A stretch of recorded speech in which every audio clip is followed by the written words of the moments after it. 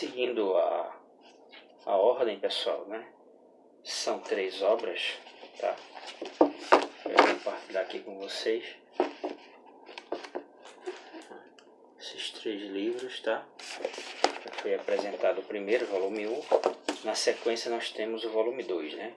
Os grandes pregadores, tá? E a arte de pregar, certo? Seguindo a sequência, nós temos John Wesley, Charles Spurgeon e Jonathan Edwards, tá?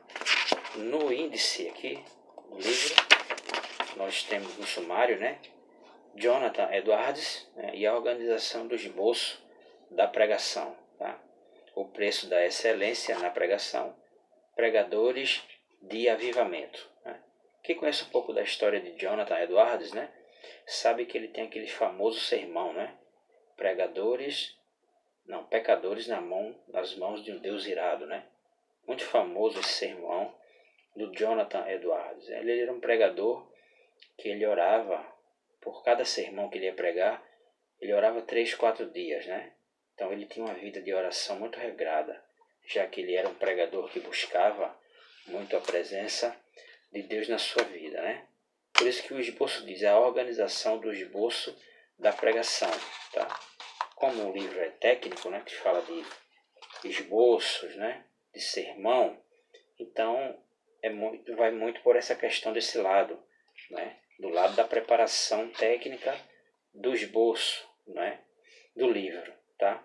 Mas não deixando essa né, de lembrar de que Jonathan Edwards ele era um pregador que ele tinha uma vida de oração pautada, né? Ele era um homem que orava muito, né? Além de ser um exímio pesquisador e leitor da palavra de Deus, certo? E também fala no capítulo 1 aqui sobre pregadores de avivamento, no qual ele também é um tipo de pregador avivalista, né? Não confunda avivamento com movimento, certo? Existem pregadores avivalistas que são usados por Deus. O Espírito Santo, né, usa eles na pregação, eles são cheios do Espírito, tá? E já tem aqueles outros que são dados a movimento, certo? Não confunda, né? Avivamento com movimento. Em seguida, no capítulo 2, nós temos Charles Spurgeon e a arte da ilustração, né? Certo? Então, Spurgeon ele é conhecido como um ilustrador, né? Poucos dominam essa arte de fazer ilustração, né? A verdade é a ilustração, o papel da ilustração na pregação é muito importante, porque quando você ilustra uma passagem bíblica, ela fica mais clara, né? No ouvido do ouvinte, né? Fica muito mais claro a mensagem, porque ao ilustrar você usa uma comparação, né, para explicar o texto. E muitas vezes isso significa uma intertextualidade, né? Onde você bota um texto, né, e você apresenta outro com outro texto paralelo, e os 2 textos vão dialogar, né? Vão conversar entre si. O texto que é usado como ilustração, ele vai explicar o outro texto, né? E que a pregação fique de maneira mais clara, certo? Então o Spurgeon, ele tinha muito isso, né? Ele usava muita ilustração nas suas pregações, tá? Mas não esqueça também que Spurgeon, ele é não sei se considerado o príncipe dos pregadores, né? Segundo a história, Spurgeon pregava para a rainha Elizabeth I no castelo de Wimbledon, né? Aliás, na Inglaterra, certo? Então ele é tido como o príncipe dos oradores, certo? Mas que usava a técnica da ilustração, tá?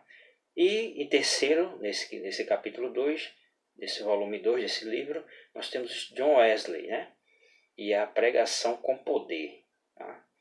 Pregando com poder, né? Wesley também, né? Para quem não sabe, ele era um homem inglês, né? Que andava pela Inglaterra, né? País de Gales, Escócia, e ele percorria, né, todo o Reino Unido pregando em cima de um cavalo. Né? É bom, né, deixar essa nota explicativa, né, para a gente saber quem era Wesley. Né? Ele era um homem que pregava a palavra de Deus e viajava por todo o Reino Unido, né, pregando o Evangelho. Logo, ele foi tido como um teólogo.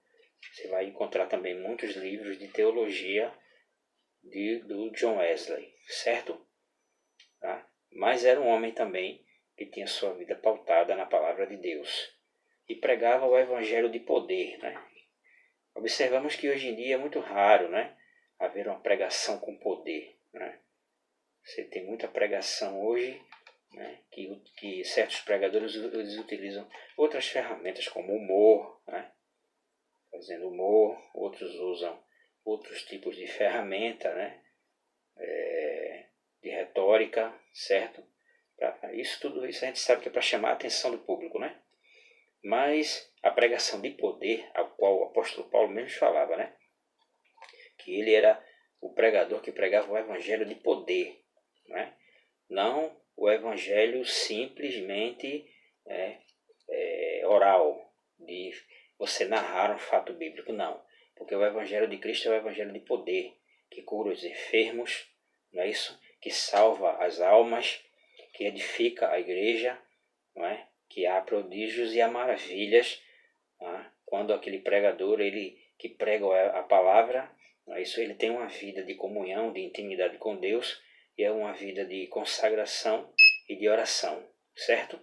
Então, ali vão ser manifestado o poder de Deus na vida daquele pregador. Então, milagres vão acontecer, não é?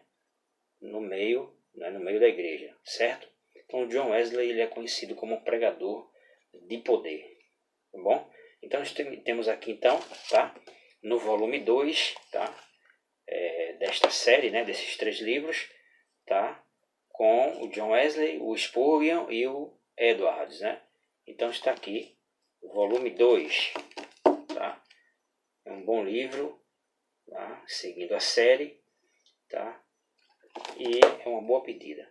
Você que gostou do conteúdo, né? Achou o canal relevante, compartilhe o canal, deixe o seu like para dar uma ajuda ao canal, para que eu possa continuar, né?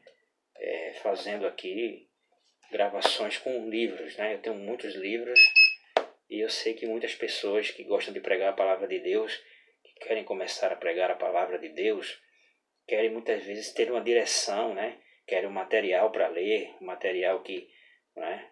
E muitas vezes não sabe por onde começar, não sabe que material comprar. E eu estou aqui, né? Mostrando, né, os meus livros, né, que eu tenho na minha biblioteca. Todos esses livros são meus, né?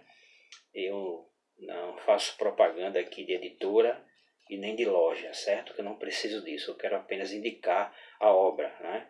Os livros, para que aqueles que gostam de pregar a palavra de Deus, eles se orientem, né? Eles busquem uma orientação para que eles leiam o material, né? E se baseiem no tipo de material que eles precisam ler, né? Para que não comprem, certo? Materiais, muitas vezes, que não trazem relevância nenhuma na arte da pregação. Então, desde já, eu agradeço a você que gostou, né, do conteúdo, né? E que eu vou voltar com o volume 3.